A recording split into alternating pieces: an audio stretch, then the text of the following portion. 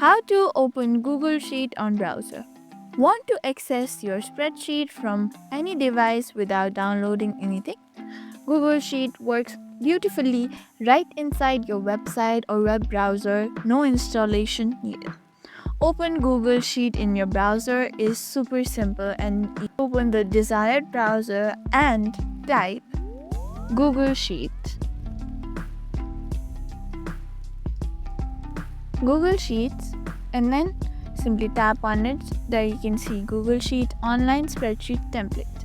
But if you are using Chrome, over here at the front only you can see a three-dot icon.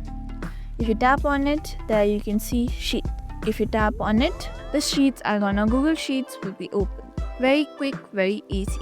Pro tip: bookmark the pages for instant access and use Google Chrome for the smooth experience.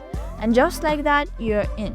Welcome to Google Sheet on the web, fast and hassle-free.